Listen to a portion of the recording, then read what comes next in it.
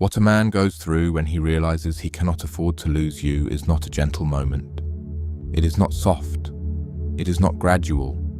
It is the moment his entire psychological structure shifts, without warning, without preparation, and without any possibility of returning to what came before.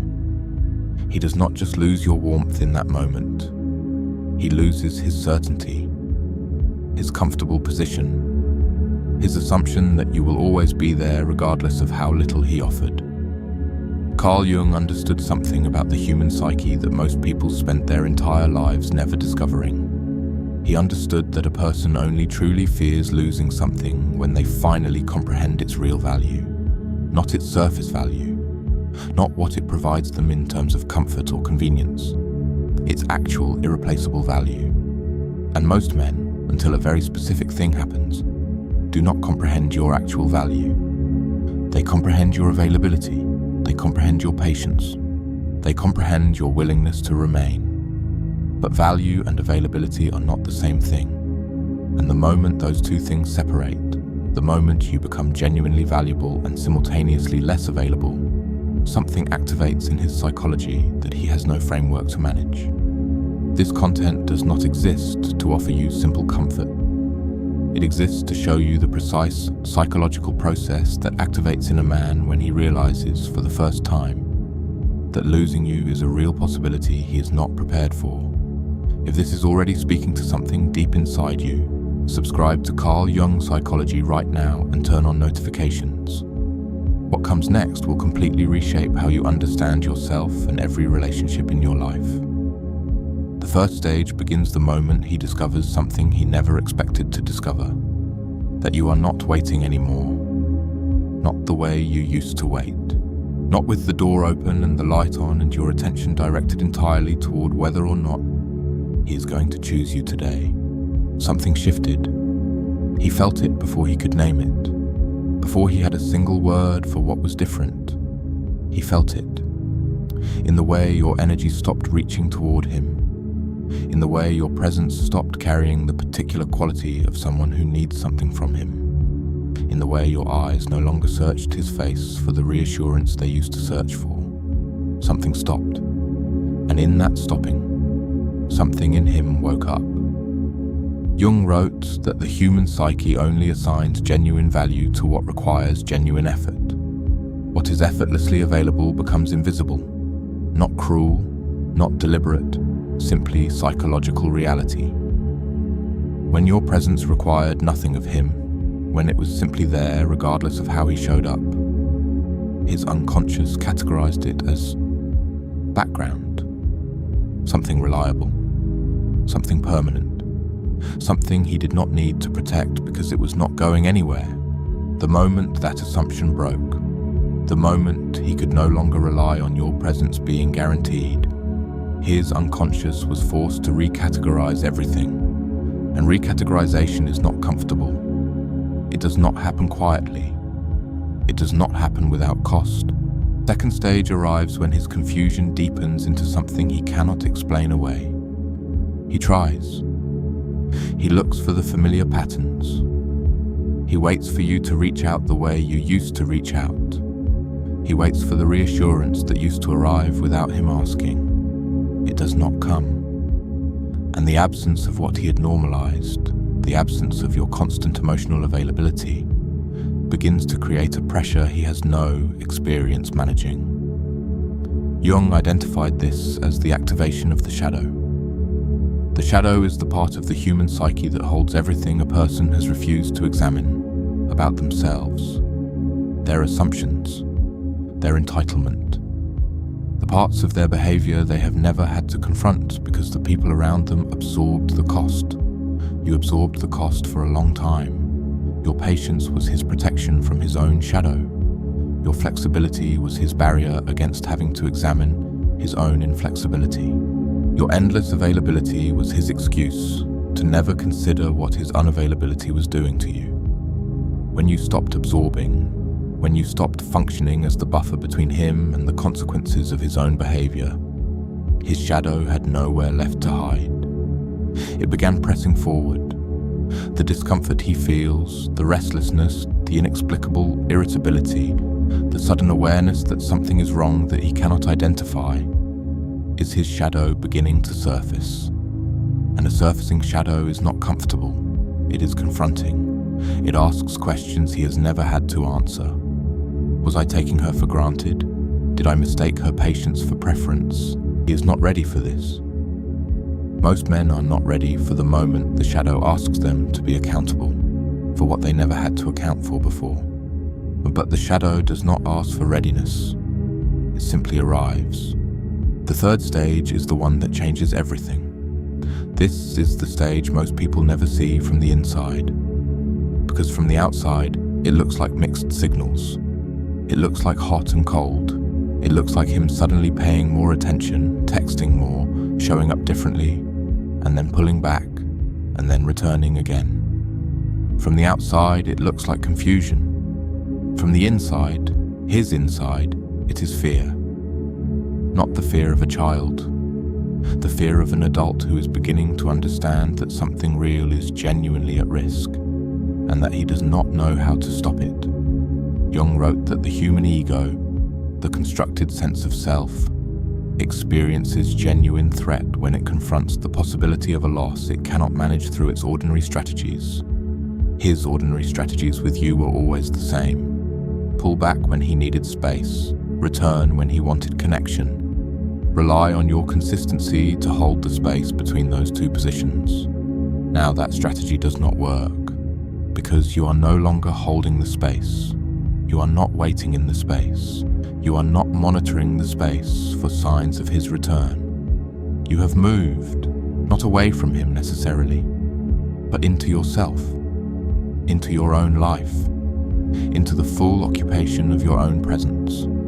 And a woman who is fully present in her own life, who does not require him to complete it, is a woman his ordinary strategies cannot reach.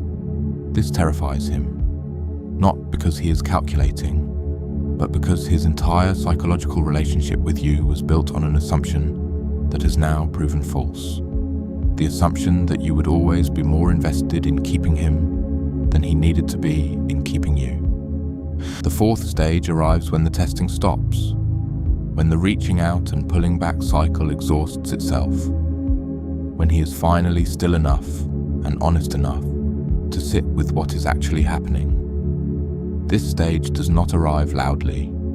It arrives in the quiet, in the 3 a.m. moments when there is nothing left between him and the truth, in the ordinary moments when something small carries the full weight of your absence, a song, a place, a particular quality of silence that has your shape in it. Jung understood that the unconscious delivers its most honest communications not in the dramatic moments, but in the ordinary ones. The ones you cannot prepare for. The ones that walk past every defense because the defense was never built for something that small. In those moments, he is not thinking about what went wrong between you. He is thinking about what was right. The specific quality of being with someone who saw him clearly, who was genuinely present, who did not perform her care, who was simply, without strategy, without calculation, real. And the contrast between that and what his life has felt like since, the contrast that he has been managing and redirecting and filling with noise, arrives all at once, without warning, without mercy, without any of the protection that forward momentum usually provides.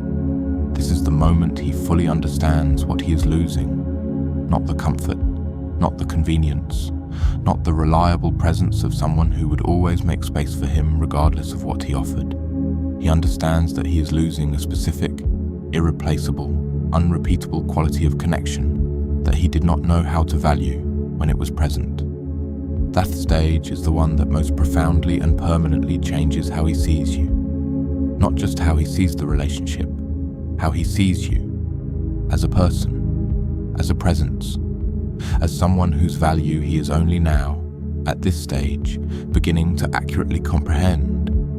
Before this, his perception of you was filtered through his assumption of your availability. He saw you through the lens of what you provided, your warmth, your patience, your willingness to remain even when remaining cost you something. That lens made you valuable in the way that comfortable things are valuable. Not precious, comfortable. When the comfort is withdrawn, the lens changes. He begins to see you without the filter of assumption, and what he sees, for the first time, is someone who was always more than he recognized. Someone who brought a quality of presence to his life that he catalogued as ordinary because it was consistent. But consistency is not ordinariness. Consistency is one of the rarest and most valuable qualities a human being can offer. He mistook it for reliability. He did not recognize it as love. Now he recognizes it. Now that it is no longer guaranteed. Now that it has been withdrawn into the fullness of your own life. He recognizes it with the particular clarity that only absence provides. Jung called this the reorganization of perception, the process by which the psyche, forced by circumstance to abandon its familiar assumptions, begins to see what was always present but always overlooked. He replays moments now with different eyes, the times you showed up fully when he was half present, the times your warmth filled spaces that his absence created, the times you chose him, quietly, without announcement, simply by remaining. He did not see those choices when they were happening. He sees them now, every single one. And the seeing, arriving this late, arriving only after the loss has already begun, carries a weight of recognition that does not fade. He does not simply miss you. He mourns his own failure to see you clearly when seeing clearly was still possible. That mourning is different from ordinary regret. It goes deeper. It asks more of him. It demands an honesty he was not previously capable of. Some men reach this stage and grow from it. Some reach it and cannot bear the weight of what it reveals. But regardless of what he does with it, the reorganization has occurred. His perception of you has permanently changed.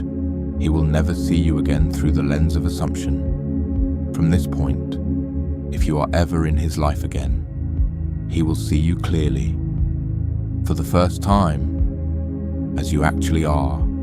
The sixth stage is the one that most people never reach, because most people do not stay the course long enough to arrive here. They feel the pull of the familiar, the pull of his returned attention, and they return to the old dynamic before the transformation is complete. But if you stay the course, if you remain in yourself, rooted in your own worth, present in your own life, not as a strategy, but as a genuine expression of who you have become, the final reversal occurs. And it is not loud, it is not dramatic, it does not announce itself, it simply arrives, quietly, completely, and without any possibility of being reversed. He stops being the person whose response determines your emotional state, not because you suppressed your feelings for him, because something more fundamental reorganized inside you. You stopped needing his validation to know your own value. You stopped requiring his presence to feel your own wholeness. You stopped measuring your worth by his willingness to recognize it. And in that stopping, in that quiet, revolutionary act of turning fully toward yourself, you became something he has never encountered before. A woman who is complete, not performing completeness, not constructing it as a strategy to influence his behavior, actually complete, whole within herself, secure in her own worth in a way that does not require his confirmation to remain stable. Jung described this as the integration of the self, the moment when the fragmented parts of the psyche, the parts that had been given away, the parts that had been organized around someone else's responses, begin to return, begin to consolidate, begin to form the solid, unshakable center that was always yours, but that you had never claimed fully before. When you arrive at this place, he feels it, even through the distance, even through the silence. Something has changed in you that his ordinary strategies cannot reach. And that unreachability, that quality of genuine wholeness that does not need him to be complete, is the most powerful thing he has ever encountered in connection with you. He does not have language for it. He may not even consciously understand what has changed, But his unconscious knows. His unconscious registered the shift the moment it occurred. And what it registered was not the absence of your love. It registered the presence of your sovereignty. Your love, if you still carry it, is no longer offered from a position of need. It is offered from abundance, from wholeness, from the particular quality of presence that only a woman who has chosen herself can offer. And that quality, offered from that position, is something entirely different from everything he received before. Before, your love was something he could rely on, without reciprocating fully. Now, your love is something he would have to rise to deserve. And the question his psyche is now asking, quietly, persistently, without rest, is whether he is capable of rising. Type 777 in the comments right now. In Carl Jung Psychology, 777 represents complete psychological alignment. The moment when the conscious and the unconscious begin moving in the same direction at last. Jung said something that I want you to carry with you beyond this moment. He said that the most important question a human being can ask is not whether they are loved. It is whether they are true to themselves while loving. For a long time, perhaps a very long time, you loved while betraying yourself. Quietly, without drama, in the small daily ways that do not look like betrayal from the outside, making yourself smaller, accepting less, explaining your worth to someone who should have recognized it without explanation, staying when staying cost you something essential. That is finished now, not because he changed, because you did. Because something in you, something deeper than the part that loved him, rose up and refused to continue. Refused to continue negotiating with your own worth. Refused to continue measuring your value by his willingness to see it.